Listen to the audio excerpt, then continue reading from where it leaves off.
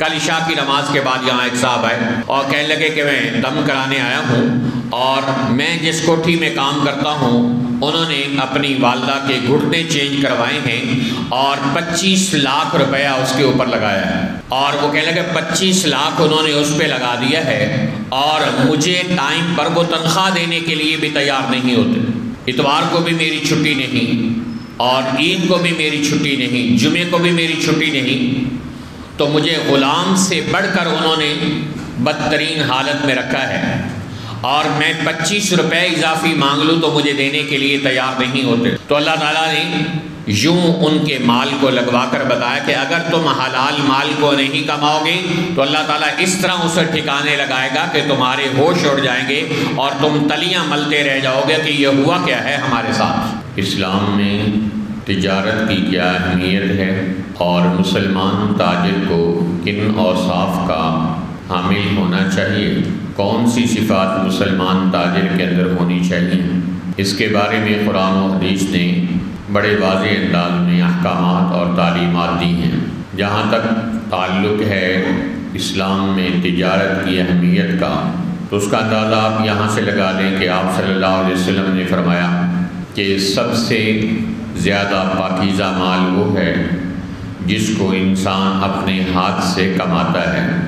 ایک روایت میں ارشاد فرمایا گیا الکاسب حبیب اللہ، ہاتھ سے کمائی کرنے والا اللہ کا دوست ہے۔ اور رسول پاک علیہ السلام کے صحابہ نے ایک نوجوان کو دیکھا کہ وہ صحت مند نوجوان ہے اور خوب بھاگ دوڑ اور محنت میں لگا ہوا ہے، تو صحابہ کرام نے عرض کیا کاش اس کی یہ بھاگ دوڑ اللہ کے راستے میں ہوتی، تو آپ صلی اللہ علیہ وسلم نے ارشاد فرمایا ہو سکتا ہے اس کی یہ بھاگ دوڑ اپنے اہل و عیال کی خدمت گزاری کے لیے اور اپنے آپ کو لوگوں کی محتاجی سے بچانے کے لیے ہو رہی ہو، تو تب بھی یہ اللہ کے راستے میں ہے، اور اگر یہ اس کی بھاگ دوڑ اس لیے ہو رہی ہے تاکہ وہ اس کمائی سے غریبوں کی مدد کرنے والا بنے، تب بھی یہ اللہ کے راستے میں ہے۔ ہاں اگر اس کی بھاگ دوڑ اور محنت اور کوشش اس لیے ہو رہی ہے کہ وہ نام و نمود اور شہرت کو کمائے، تو تب اس کی یہ بھاگ دوڑ اللہ کے راستے میں نہیں ہے۔ تو اندازہ فرمائیے کہ رسول پاک علیہ السلام نے کمائی کی بھاگ دوڑ کو اللہ کے راستے کی محنت کے برابر قرار دیا ہے۔ اسی طرح ایک صاحب نے آپ صلی اللہ علیہ وسلم سے مصافحہ کیا، تو آپ صلی اللہ علیہ وسلم کو اس کا ہاتھ بڑا سخت محسوس ہوا، تو آپ علیہ السلام نے پوچھا کہ بھائی آپ کا ہاتھ سخت کیوں ہے؟ انہوں نے عرض کیا یا رسول اللہ صلی اللہ علیہ وسلم میں محنت مزدوری کرتا ہوں اس لیے میرے ہاتھوں میں سختی آ گئی ہے، تو آپ علیہ السلام نے اس کے ہاتھ کو چوم لیا۔ آپ میں سے تو بعض کی سبحان اللہ نکلی، لیکن یہ کائنات میں اتنا بڑا عمل تھا کہ بڑی بڑی انقلابی شخصیات آئیں اور بڑے بڑے لیڈر آئے، ہر ایک نے مزدور اور کمائی کرنے والے کو اپنی عیاشیوں کا سامان تو بنایا، اپنی ضروریات کی تکمیل کا اسے ایک اعلی کار تو بنایا، لیکن یہ واحد پیغمبر تھے کہ جنہوں نے ایک مزدور کے ہاتھ کو باقاعدہ چوم لیا اور چوم کر بتایا کہ رسول پاک علیہ السلام کے نزدیک ہاتھ سے کمائی کرنے والے کی کتنی اہمیت ہے۔ حضرت ابو قتادہ رضی اللہ تعالیٰ عنہ مسلمان ہوئے تو رسول پاک علیہ السلام نے ان سے فرمایا کہ تم کچھ مال جمع کر لو، تو انہوں نے آگے سے جواب دیا یا رسول اللہ صلی اللہ علیہ وسلم میں تو اللہ کی رضا کے لیے مسلمان ہوا ہوں، مال جمع کرنے کے لیے مسلمان نہیں ہوا ہوں۔ تو آپ علیہ السلام نے ایک تاریخی جملہ ارشاد فرمایا، آپ نے فرمایا کہ نعم المال الصالح للرجل الصالح، نیک آدمی کے لیے حلال مال بہت اچھی چیز ہے۔ حضرت عبد الرحمن بن عوف رضی اللہ تعالیٰ عنہ صحابہ کرام میں بہت بڑے تاجر تھے، ارب پتی انسان تھے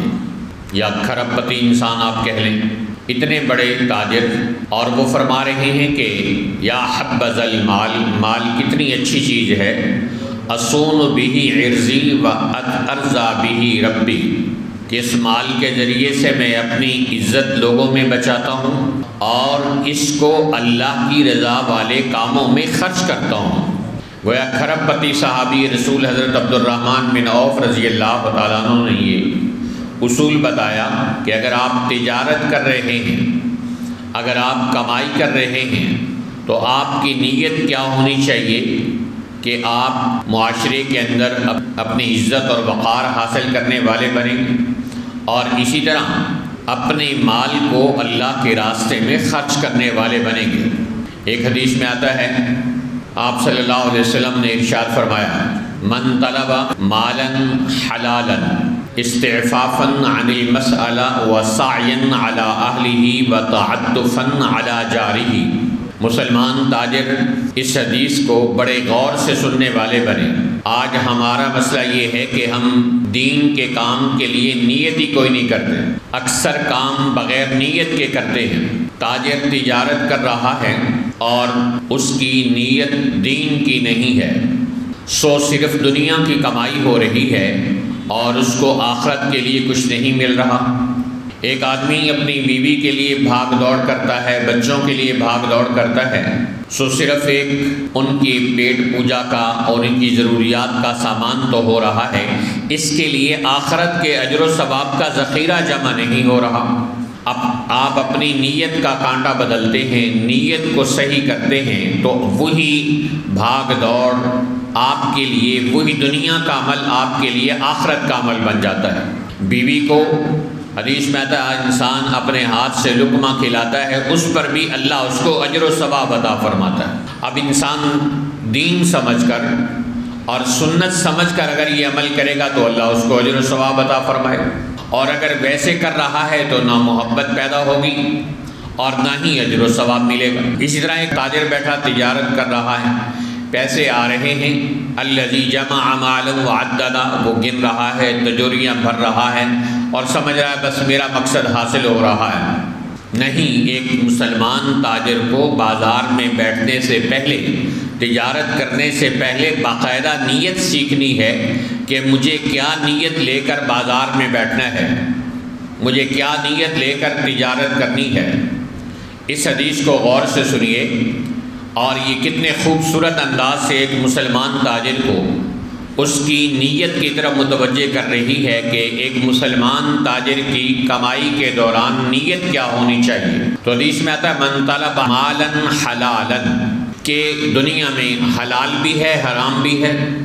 بازار میں حلال بھی لوگ کما رہے ہیں، حرام بھی کما رہے ہیں۔ مسلمان تاجر کی نیت یہ ہو کہ میں دکان پہ بیٹھ رہا ہوں تو میں صرف اور صرف حلال کمانے والا بنوں،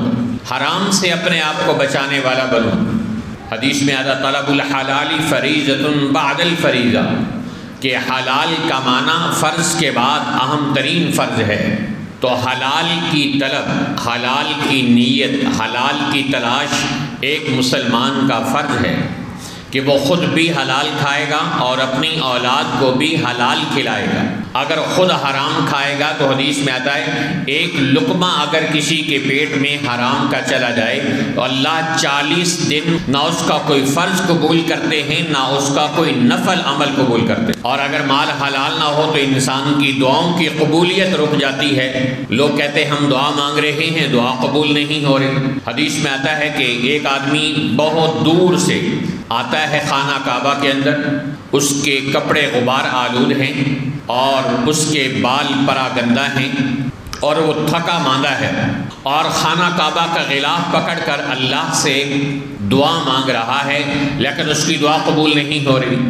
ان میں سے ہر ایک عمل ایسا ہے کہ جو انسان کی دعا کی قبولیت کا ذریعہ ہے۔ تھکا ماندہ انسان دعا کرے، اللہ اس کی دعا کو قبول کرتا ہے۔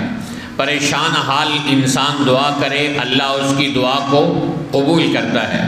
مسافر آدمی آئے تو اللہ تعالیٰ سفر میں مانگے جانے والی مسافر کی دعاؤں کو شرف قبولیت عطا کرتا ہے۔ پھر خانہ کعبہ میں کھڑے ہو کر کوئی دعا کرے، اللہ دعا قبول کرتا ہے۔ خانہ کعبہ کا غلاف پکڑ کر کوئی دعا کرے تو اللہ دعا قبول کرتا ہے۔ لیکن حدیث میں آ رہا ہے کہ بندہ پراگندہ حال ہے، بکھرے اس کے بال ہیں،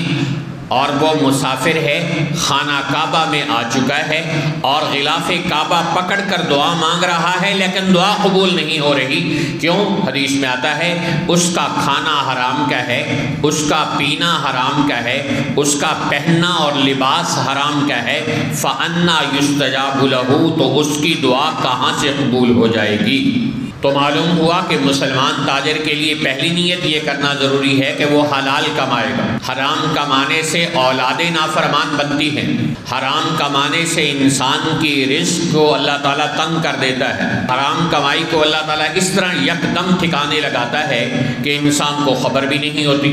کل عشاء کی نماز کے بعد یہاں ایک صاحب آئے اور کہنے لگے کہ میں دم کرانے آیا ہوں، اور میں جس کوٹھی میں کام کرتا ہوں انہوں نے اپنی والدہ کے گھٹنے چینج کروائے ہیں اور 25 لاکھ روپیہ اس کے اوپر لگایا ہے، اور وہ کہنے لگے 25 لاکھ انہوں نے اس پہ لگا دیا ہے اور مجھے ٹائم پر وہ تنخواہ دینے کے لیے بھی تیار نہیں ہوتے، اتوار کو بھی میری چھٹی نہیں اور عید کو بھی میری چھٹی نہیں، جمعے کو بھی میری چھٹی نہیں، تو مجھے غلام سے بڑھ کر انہوں نے بدترین حالت میں رکھا ہے،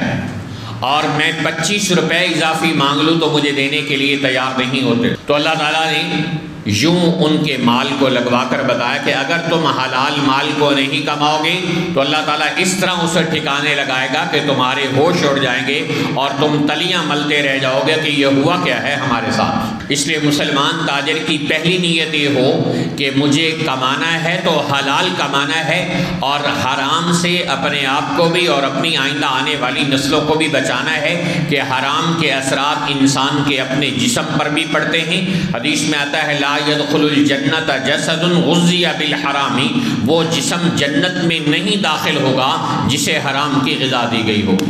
تو حرام کما کر آپ نماز پڑھنے آ گئے، حرام کما کر آپ حج کرنے چلے گئے، حرام کما کر آپ عمرہ کرنے چلے گئے، اس سے وہ حلال تھوڑا ہو جائے گا۔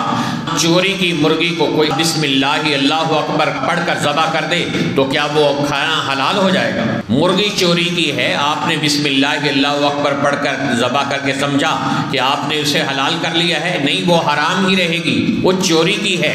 آپ نے چوری کا مال لیا اور جا کر عمرہ کر لیا، حرام کا مال اٹھایا اور اس سے جا کر حج کر لیا۔ حدیث میں آتا ہے ان اللہ طیب ولا یقبل الا طیبا، اللہ پاک ہے اور پاک مال کو ہی پسند کرتا ہے۔ تو اس لیے مسلمان تاجر کی پہلی نیت کیا ہو کہ میں اس لیے تجارت کر رہا ہوں کہ میں حلال کھاؤں گا اور اپنی اولاد کو حلال کھلاؤں گا۔ دوسری نیت کیا ہو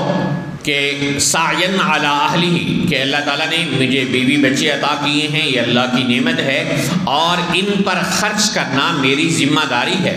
حدیث میں آتا ہے کہ جب انسان مال کمائے تو سب سے پہلا حق اس کی بیوی کا ہے کہ اس پر خرچ کرنے والا بنے۔ بعض لوگ نہ جانے کہاں کہاں خرچ کرتے ہیں، اور بیوی گھر میں بیٹھے روٹی کے ایک ایک لقمے کو ترستی ہے، اور اگر گھر میں کوئی مہمان آ جائے تو اس کی جیب میں 10 روپے نہیں ہوتے کہ بوتل اور کوئی جوس ہی منگوا سکے۔ اس لیے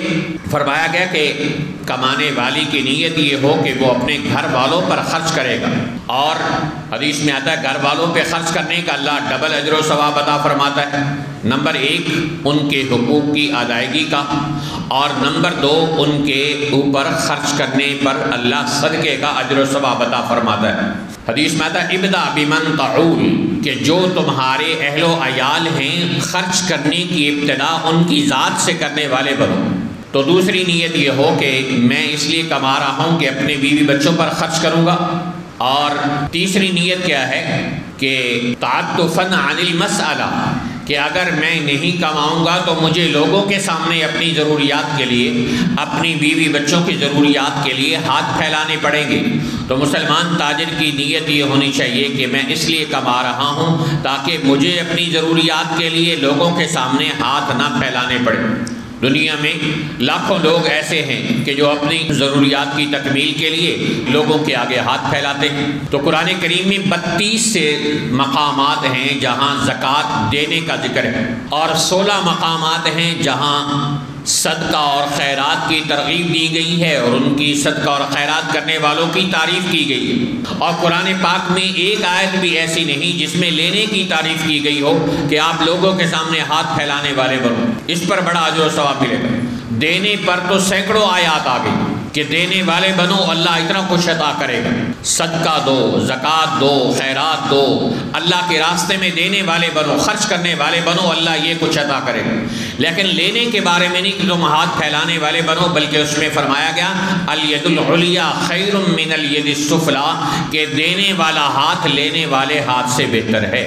تو اس لیے یہ نیت کرنا کہ میں اس لیے کما رہا ہوں کہ میں لوگوں کو دینے والا بنوں گا، نہ کہ ان سے لینے والا بنوں گا۔ مجھے لوگوں کے سامنے اپنی ضروریات کے لیے ہاتھ نہ پھیلانے پڑے، میں اس لیے کمائی کر رہا ہوں۔ اور چوتھی نیت کیا ہونی چاہیے مسلمان تاجر کی؟ وَتَعَطُّفًا عَلَىٰ جَارِهِ، کہ میں اپنے پڑوسی پر خرچ کرنے والا بنوں گا، یعنی اللہ کے غریب بندوں پر، چاہے وہ رشتہ دار ہوں، چاہے وہ پڑوسی ہوں، چاہے وہ قریب رہنے والے ہوں، چاہے وہ مسجد مدرسے والے ہوں، چاہے وہ کسی بھی طرح غریب ہوں، میں اس لیے کما رہا ہوں مال کہ میں اپنی ضروریات پر بھی لگاؤں گا اور اللہ کے بندوں کی ضروریات کے پورے کرنے کے لیے بھی میں اپنے مال کو خرچ کرنے والا بنوں گا۔ حدیث میں آتا ہے کہ دنیا میں اللہ تعالیٰ کچھ لوگوں کو مال دیتا ہے تاکہ وہ لوگوں کی ضروریات پر خرچ کرنے والے بنیں۔ لوگوں کی ضروریات پہ خرچ کرتے ہیں تو اللہ تعالیٰ ان کو اور عطا فرماتا ہے، اور اگر وہ لوگوں کی ضروریات پہ خرچ نہیں کرتے تو اللہ تعالیٰ ان سے مال لے کر ایسے لوگوں کو دے دیتا ہے جو اللہ کے بندوں کی ضروریات پر خرچ کرنے والے بنتے ہیں۔ تو یہ مسلمان تاجر کی نیت کروائیے کہ وہ ان نیتوں سے بازار میں بیٹھنے والا بنے۔ ایک اور غلط فہمی بھی ہوتی ہے تاجر حضرات کے ذہنوں میں کہ جی اذان آ رہی ہے اور صاحب جی بیٹھے ہیں، جی میں حلال کما رہا ہوں۔ اذان ہو گئی اور دکان پہ بیٹھا ہے کہ جی میں حلال کما رہا ہوں۔ بھئی آپ کو اس حلال کا درس جس اسلام نے دیا ہے اسی اسلام نے سب سے بڑا حکم نماز کو بتایا ہے۔ جس حدیث میں کہا گیا طلب الحلال فریضۃ، جس حدیث میں یہ بتایا گیا کہ حلال کمانا فرض ہے، اسی حدیث کے الفاظ ہیں بعد الفریضہ، نماز کے بعد، کہ فرض نماز حلال کمائی سے بھی بہتر ہے۔ اگر آپ فرض نماز کا وقت ہونے کے باوجود دکان پر بیٹھے ہیں تو پھر آپ یہ مت سمجھے کہ آپ حلال کما رہے ہیں، آپ اپنی حلال کمائی کو بھی حرام بنا رہے ہیں۔ جب سب سے بڑے فرض کا اعلان ہو گیا، اب دکان بند کرنا آپ کے لیے ضروری ہے۔ قرآن پاک کی آیت مبارکہ ہے سورہ جمعہ کے اندر کہ جس میں یہ ارشاد فرمایا جا رہا ہے کہ اذا نودی للصلاة من یوم الجمعہ فاسعوا الی ذکر اللہ وذروا البیع، کہ جب تمہیں جمعے کی نماز کے لیے بلایا جائے تو تم اپنی تجارت کو چھوڑ دو اور نماز کے لیے آنے والے بنو۔ تو علماء نے مسئلہ شریعت کا بتایا کہ جمعے کی اذان ہونے کے بعد کمائی کے نام پر بازار میں بیٹھ کر کمانے والا حرام کمائے گا۔ اذان ہونے کے بعد صرف وضو کرنا، غسل کرنا، جمعے کی تیاری کرنا، اس کی گنجائش تو ہے، لیکن وہاں اذان ہونے کے بعد بازار میں بیٹھے رہنا، دکان کے دروازے کا کھلا رہنا شرعاً جائز نہیں۔ اس کے بعد جو آپ کمائیں گے وہ حرام کمانے والے بنیں گے۔ تو اس لیے مسلمان تاجر کو اللہ تعالیٰ نے ان احکامات اور صفات کا پابند بنایا ہے کہ وہ ان چیزوں کا اپنے آپ کو عادی بنائے۔ حدیث میں آتا ہے کہ سچ بولنے والے بنو، اور تاجر حضرات کے بارے میں تو خاص طور پہ کہا کہ التاجر الصدوق الامین، کہ سچا اور امانت دار تاجر مع النبیین والصدیقین والشہداء، قیامت کے دن نبیوں، صدیقوں اور شہداء کے ساتھ اٹھایا جائے گا۔ کمال ہے آپ نے دنیا کمائی ہے اور حشر آپ کا نبیوں کے ساتھ ہو رہا ہے، حشر آپ کا شہیدوں اور صدیقوں کے ساتھ ہو رہا ہے، اس لیے کہ آپ نے سچائی اور امانت داری کو اپنایا۔ تو تاجر جب سچائی اور امانت داری کو اپناتا ہے تو اللہ اس کو یہ انعام عطا فرماتا ہے کہ اس کا حشر قیامت کے دن نبیوں، صدیقوں اور شہداء کے ساتھ کیا جائے گا۔ آپ صلی اللہ علیہ وسلم نے فرمایا کہ اے تاجروں کی جماعت، سچ بولنے والے بنو اور جھوٹی قسموں سے، جھوٹ بولنے سے اپنے آپ کو بچاؤ، کہ جھوٹ سے سودا تو بک جاتا ہے لیکن اللہ تجارت کے اندر کی برکت کو ختم کر دیتا ہے۔ حدیث میں آتا ہے کہ گاہک اور تاجر صدقہ جب یہ سچ بولیں، وبینہ، اور سودے کے اندر جو معاملہ ہے وہ عیب ہے کہ وہ اس کو کھل کر بیان کریں اور دو اور دو چار کی طرح اپنا معاملہ واضح کر کے طے کریں، تو بورک لہما، اللہ دونوں کو برکت عطا فرماتا ہے۔ اور اگر یہ دونوں جھوٹ بول رہے ہوں اور درمیان میں کسی چیز کو چھپا رہے ہوں، سودے کے عیب کو، اور کوئی ایگریمنٹ کے اندر کوئی ایسی شک ہے کہ جس کو ایک آدمی چھپا رہا ہے تاکہ کل وہ اپنا ناجائز اور حرام مفاد حاصل کرنے والا بنے، تو حدیث میں آتا ہے اللہ تعالیٰ ان کے اندر سے برکت کو کھینچ لیتا ہے۔ آپ صلی اللہ علیہ وسلم نے فرمایا یحشر التجارون التجار یحشرون فجارا، کہ تاجروں کی جماعت قیامت کے دن فاجر لوگوں کے ساتھ اٹھائی جائے گی، الا من اتقى وبر وصدق، سوائے اس کے کہ جس نے نیکی اختیار کی، سچ بولا اور تقوی کو اختیار کیا، اللہ تعالیٰ ایسے تاجروں کو بچانے والا بنے گا۔ لہذا تجارت کے اندر سچ بولنا ضروری ہے۔ حدیث میں آتا ہے ثلاثۃ لا یکلمہم اللہ یوم القیامہ ولا ینظر الیہم ولا یزکیہم ولہم عذاب علیم، تین بد نصیب لوگ ایسے ہیں کہ جن کو قیامت کے دن اللہ دیکھنا گوارا نہیں کرے گا، اور ان کو اللہ پاک بھی نہیں کرے گا، اور ان کو اللہ معاف بھی نہیں کرے گا، اور ان کو دردناک عذاب دے گا۔ ایک صحابی اٹھے حضرت ابو درداء اور کہنے لگے خابوا وخسروا من ہم یا رسول اللہ، ہلاک ہوئے برباد ہوئے، ہلاک ہوئے برباد ہوئے کون ہیں یہ یا رسول اللہ؟ آپ نے فرمایا کہ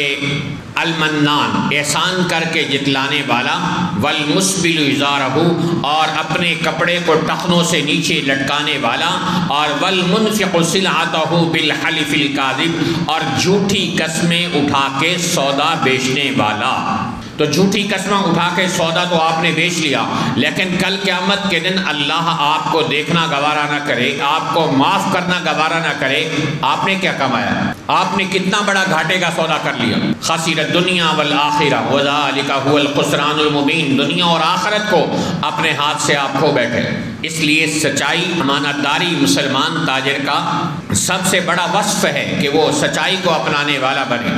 اور عیب اگر موجود ہو تو اس کو بتانے والا بنے۔ ایک مرتبہ آپ نے بازار کا چکر لگایا اور ایک صاحب کے غلے پہ ہاتھ رکھا تو تھوڑا سا وہ گیلا محسوس ہوا۔ آپ نے فرمایا بھائی یہ غلہ گیلا کیوں ہے اندر سے؟ انہوں نے کہا یا رسول اللہ بارش آئی ہے اس وجہ سے یہ غلہ بھیگ گیا۔ تو آپ نے فرمایا کہ یہ جو گیلا غلہ ہے آپ نے اس کو باہر اوپر کیوں نہیں رکھا؟ پھر آپ نے ایک تاریخی جملہ ارشاد فرمایا جو ہمارے ہاں عین اس جگہ لکھا ہوتا ہے جہاں اس حدیث کی خلاف ورزی ہو رہی ہوتی ہے، خاص طور پر پمپوں پر، دکانوں پر۔ حدیث میں من غشنا فلیس منا،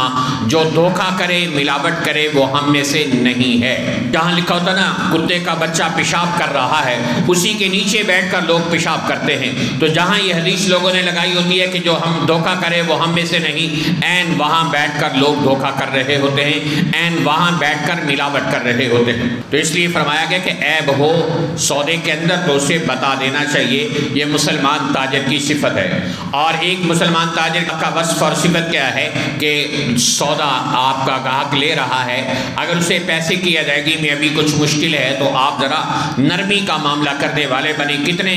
احمق تاجر ہیں کہ جو اپنی سختی کی وجہ سے اپنے مستقل کسٹمرز کو اور مستقل گاہکوں کو، لاکھوں کے گاہکوں کو توڑ دیتے ہیں۔ حدیث میں آتا ہے رحم اللہ رجلا سمحا اذا باع واشترى واقتدى، کہ اللہ تعالیٰ اس تاجر پر رحم کرے جو خریدتے وقت، فروخت کرتے وقت اور ریکوری کرتے وقت نرمی کا مظاہرہ کرنے والا بنے۔ ایک آدمی تھا تاجر اور لوگ اس سے پیسے لے جاتے اور ادائیگی میں دیر سویر ہو جاتی تو اپنے بچوں کو، اپنے ملازموں کو کہتا تھا نرم ہاتھ رکھو، ہوڑا ہاتھ رکھو، نرمی کا مظاہرہ کرو۔ اور جب وہ مرا تو مرنے سے پہلے اپنے بچوں کو کہا کہ میری لاش کو ٹکڑے ٹکڑے کر دینا اور سمندر میں بہا دینا، ایسا نہ ہو کہ میں قیامت کے دن تو حساب دینے کے قابل نہیں، تو اس طرح شاید میں بچ جاؤں۔ تو اللہ تعالیٰ نے جسم کو اکٹھا کیا اور فرمایا کہ تم ایسا کیوں کرتے تھے؟ کہا یا اللہ میں لوگوں کے ساتھ آسانی کا معاملہ کرتا تھا۔ تو اللہ نے فرمایا جب تم نے لوگوں کے ساتھ آسانی کا معاملہ کیا، جا ہم نے بھی تیرے ساتھ آسانی کا معاملہ کر کے عمر بھر کی تیری خطاؤں کو معاف کر دیا۔ تو اس لیے گاہکوں کے ساتھ، اپنے کسٹمر کے ساتھ اچھا اخلاق اپنانا اور ان کے ساتھ نرمی کا رویہ کرنا اور ان کو بار بار مہلت دینا تاکہ وہ مستقل کسٹمر آپ کے ساتھ جڑے رہیں اور اللہ تعالیٰ آپ کی تجارت کو چمکاتا اور چلاتا اور آگے بڑھاتا رہے۔ تو یہ مسلمان تاجر کے اوصاف ہیں جن کو اپنانے والا دنیا میں بھی عزت کماتا ہے، پیسہ کماتا ہے، اور قیامت کے دن بھی اپنا حشر نبیوں، صدیقوں اور شہداء کے ساتھ کرے گا۔ دعا ہے کہ اللہ تعالیٰ ہر مسلمان تاجر کو مسلمان تاجر والے اوصاف اپنانے کی توفیق عطا فرمائے اور رزق حلال کما کر اپنی اولادوں کو حلال کھلانے کی توفیق عطا فرمائے۔